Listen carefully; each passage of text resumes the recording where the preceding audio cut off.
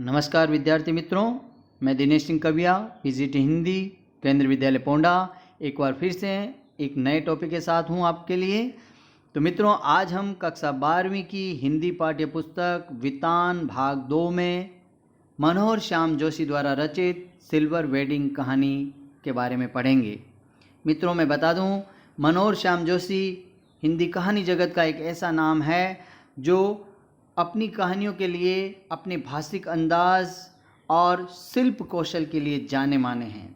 एक ऐसा नाम है जिनकी कहानियाँ भाषिक अंदाज के लिए बड़ी लोकप्रिय रही हैं।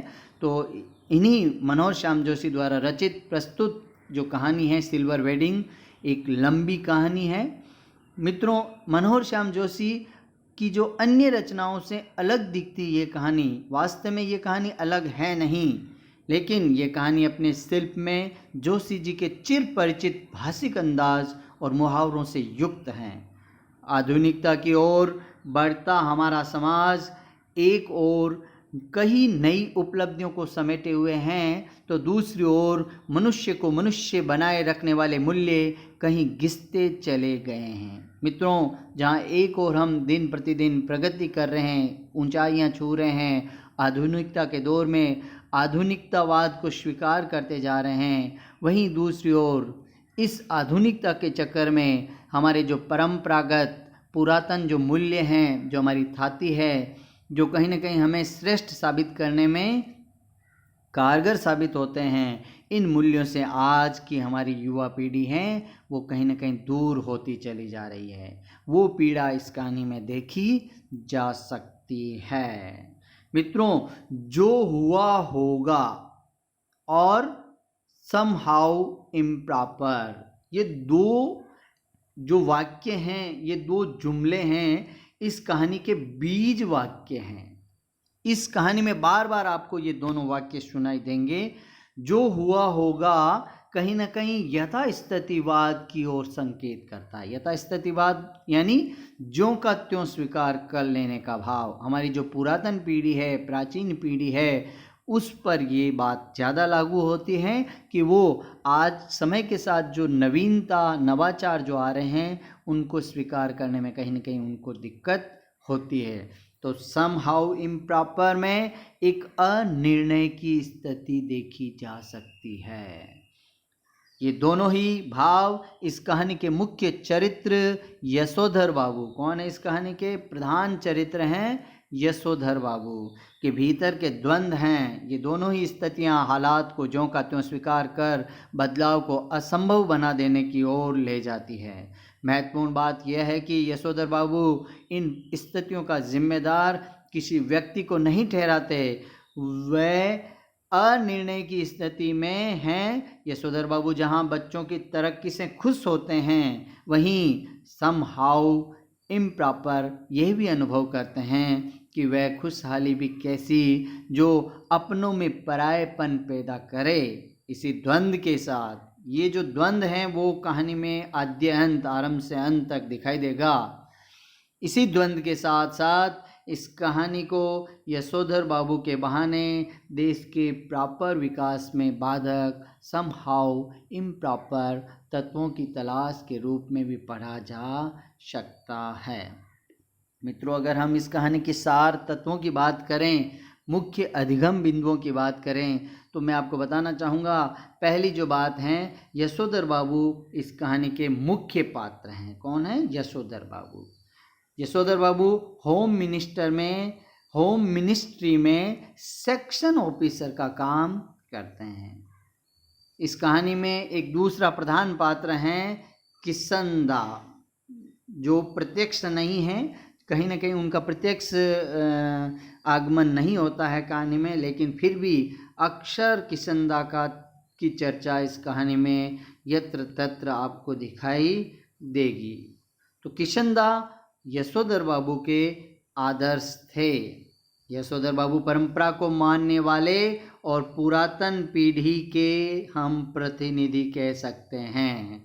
परंपराओं का उनके लिए बहुत अधिक महत्व था। परंपराओं से उनको अलग करना किसी के लिए संभव, और इन्हीं परंपराओं की बदौलत उन्हें काफ़ी कुछ मुसीबतों का सामना भी करना पड़ा। यहाँ तक कि उनके अपने प्रियजन, घर परिवार के लोग ही उनके कहीं न कहीं खिलाफ खड़े नज़र आने लगे। वे पश्चिमी संस्कृति को नहीं मानते थे।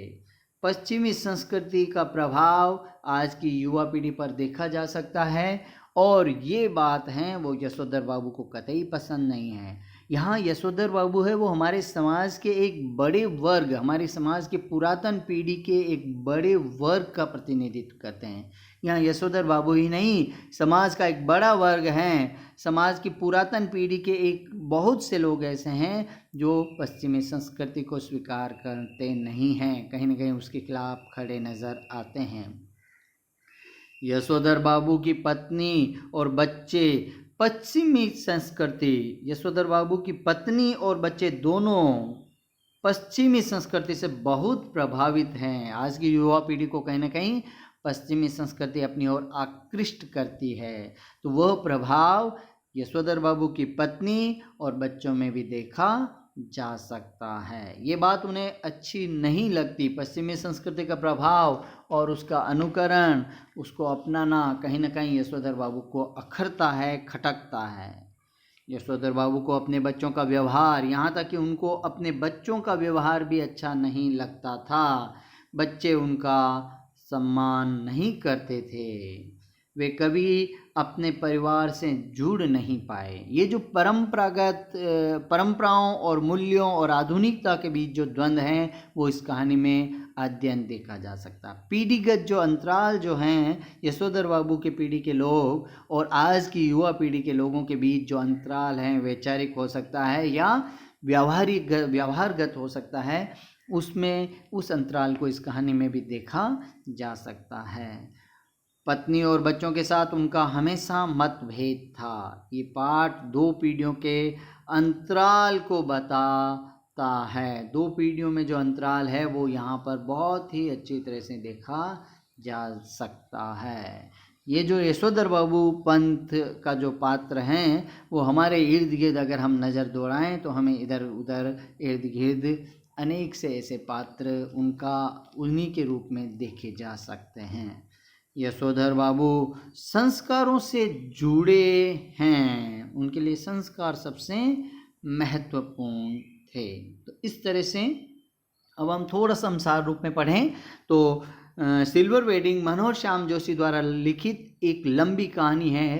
प्रस्तुत कहानी में आपने आधुनिकता की ओर बढ़ते हुए समाज और दूसरी ओर मनुष्य को मनुष्य रखने वाले मूल्यों के बीच द्वंद्व दिखाया गया है। जो हुआ होगा और सम हाउ इम्प्रॉपर के दो जुमले कहानी में प्रमुखता दी गई है।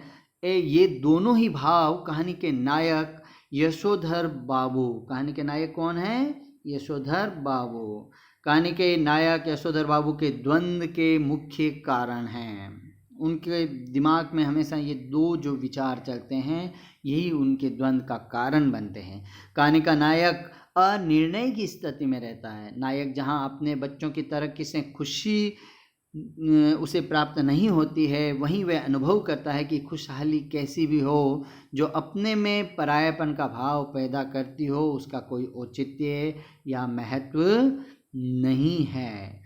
कहानी के प्रारंभ में यशोधर बाबू दफ्तर की घड़ी में 5:30 के अनुसार काम कर रहे हैं। वे अपनी घड़ी रोजाना सुबह शाम रेडियो समाचारों से मिलाते हैं, इसीलिए वे दफ्तर की घड़ी को सुस्त मानते हैं। वापसी के समय वे किसंदा, जो कि यशोधर बाबू के आदर्श हैं, उनकी परंपरा का पालन करते हैं, जिसमें जूनियरों से हल्का फुल्का मजाक किया जाता है। असिस्टेंट ग्रेड में आए एक नए लड़के चड्डा ने यशोधर बाबू से थोड़ी बदतमीजी पूर्ण व्यवहार करते हुए पंत जी के चूहेदानी का हाल पूछा, तो भी यशोधर बाबू ने उसकी धृष्टता को अनदेखा कर दिया। यशोधर बाबू के जीवन में किसंदा की छाप अमिट है, मतलब किसंदा का जो प्रभाव है उन पर वो अमिट रूप से बना हुआ है।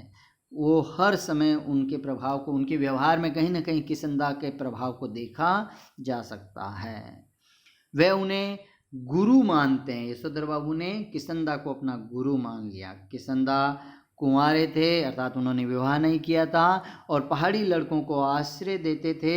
यशोधर जब दिल्ली आए तो उनकी उम्र सरकारी नौकरी के लिए कम थी। तब किशनदा ने उन्हें मेस का रसोइया बना दिया और फिर उन्हें अपने ही दफ्तर में सरकारी नौकरी दिलवाई और जीवन के हर कठिन समय में वे सदैव उनका साथ देते रहे। यशोधर बाबू ने रोज बिड़ला मंदिर जाने और उसके उद्यान में बैठकर प्रवचन सुनने या स्वयं ही प्रभु का ध्यान लगाने की नई रीति को अपनाया या बनाया। पिछले कई वर्षों से उनकी पत्नी से, वे बच्चों से हर छोटी बड़ी बात पर उनके मतभेद हो जाया करता है। उन्हें जब भी कोई बात बुरी लगती है तो वह समहाउ इम्प्रॉपर कहकर चुप हो जाते थे। यशोधर बाबू का बड़ा लड़का एक प्रमुख विज्ञापन भी एक अपने आप में आज बड़ा सेक्टर है जहाँ पर लोग अपना कैरियर बनाते हैं और करोड़ों का खर्च भी वहाँ होता है और आमदनी भी होती है। विज्ञापन कंपनी में 1900 रुपये की नौकरी कर रहा है। सॉरी, ये 1900 नहीं है, ये गलत हो गया। उनका दूसरा बेटा आईएएस की नौकरी कर रहा है। तीसरा बेटा स्कॉलरशिप लेकर अमेरिका चला गया है। उनकी एकमात्र बेटी शादी न करके उच्च शिक्षा के लिए डॉक्टरी पढ़ने अमेरिका जाना चाहती है। दुनियादारी के मामले में इनकी पत्नी और बच्चे ज़्यादा सुलझे हुए लगते हैं। कहीं यशोधर बाबू पुराने विचारों वाले व्यक्ति हैं। वे किशनदा के सिद्धांतों पर चलना चाहते हैं। वे किशनदा की तरह रोज़ मंदिर जाने, संध्या पूजा करने और गीता प्रेस गोरखपुर की किताबें पढ़ने का यत्न करते हैं। शाम को जब वे सब्जी लेकर घर पहुंचे थे तो देखा कि घर के बाहर कार खड़ी हैं, कुछ स्कूटर मोटरसाइकिल थी तथा कुछ लोग विदा ले रहे थे। उनकी लड़की जीन्स टॉप पहने हुई है, पत्नी ने होठों पर लाली लगाई हुई है। यशोधर बाबू की शादी की सालगिरह पार्टी बहुत ही आधुनिक तरीके से मनाई जा रही थी, जिसमें वह पार्टी में केक काटा गया। बड़े बेटे भूषण ने उन्हें देसी विदेशी गाउन दिया और कहा कि सुबह दूध लाने के समय आप फटा हुआ फुल ओवर कोट जो पहन कर जाते हैं, उन्हें ये बुरा लगा कि भूषण उन्हें ही सुबह दूध लाने की बात कहता है। वह स्वयं नहीं लाना चाहता है। गाउन पहनकर उन्हें ऐसा लगा कि उनके अंगों में किशनदा उतर आए हैं, जिनकी मौत जो हुआ होगा से हुई है। तो इस तरह से किशनदा समय समय पे उनके दिलो दिमाग में, उनको के विचारों में हमेशा बने रहते थे। और अगर हम बात करें कि कुल मिलाकर सिल्वर वेडिंग कहानी में मानवीय मूल्यों, भाईचारा, रिश्तेदारी, बुजुर्गों का सम्मान आदि को हास्य पे दिखाया गया है। यशोधर के बच्चे और पत्नी इन मानवीय मूल्यों का खुलकर विरोध करते हैं। इस कहानी में पाश्चात्य संस्कृति का प्रभाव भी स्पष्ट रूप से देखा जा सकता है। बच्चे तो बच्चे, पत्नी भी बुढ़ापे में आधुनिक बनना चाहती है। वे सिल्वर वेडिंग जैसे भारतीय उत्सव को मनाने में गर्व अनुभव करती है। वे अपने पिता को आधुनिक रंग ढंग में यशोधर बाबू के बच्चे अपने पिता को आधुनिक रंग ढंग में ढला हुआ देखना चाहते हैं, जो कि यशोधर बाबू के लिए असंभव है। इस कहानी में पीढ़ी का अंतराल भी स्पष्ट है। यशोधर पुरानी पीढ़ी के प्रतिनिधि हैं। वे भारतीय संस्कृति, पूजा पाठ, भक्ति, रामलीला, रिश्तेदारी, अपनत्व, सादगी और सरलता को अपनाना चाहते हैं। उधर उनके बच्चे आधुनिक रंग ढंग और प्रगति के दीवाने हैं। पूरी कहानी इस द्वंद्व पर आधारित है। यशोधर पीढ़ी अंतराल के कारण उत्पन्न कठिनाइयों से ग्रस्त हैं। वे अपने कार्यालय में भी पुराने ढर्रे को अपनाते हैं, पुरानी परंपराओं को सही तथा नई परंपराओं को समहाउ इम्प्रॉपर मानते हैं। ये उनका एक बहुत बड़ा समस्या है। यही कारण है उनकी समस्याओं का, ये मतलब उनकी समस्याओं का जड़ कारण है। इसके कारण उनके अधीनस्थ नए कर्मचारी उनकी उपेक्षा करते हैं। इस प्रकार घर में बच्चे उनकी हर बात को नकारते हैं। वे उनकी वेशभूषा, चाल ढाल, आने जाने, रुचियाँ अरुचियाँ, आचार विचार सबका पुरजोर विरोध करते हैं। वह उनकी बाहरी व्यक्ति बन जाते हैं, जिनके कारण उन्हें शर्मिंदा होना पड़ता है। इसीलिए बच्चे उनके लिए नया गाउन ले आते हैं ताकि वे समाज में फटा हुआ पुलोवर पहनकर उनकी फजीयत न कराएं। बच्चों को अपने मान अपमान की चिंता है, पिता की मनःस्थिति की नहीं। अतः उपयुक्त 3 स्थितियों में से पीढ़ी अंतराल की समस्या को हम इस कहानी का मूल भाव या केंद्रीय भाव मान सकते हैं। बच्चों, ऐसी उम्मीद करता हूँ कि इस कहानी की मूल भावना, मूल संवेदना, इसका सार आपको समझ आया है। एक बार इस कहानी को अवश्य पढ़ें, आपको ज़रूर अच्छी तरह से समझ आएगी। धन्यवाद। आपका दिन शुभ हो। जय हिंद, जय हिंदी।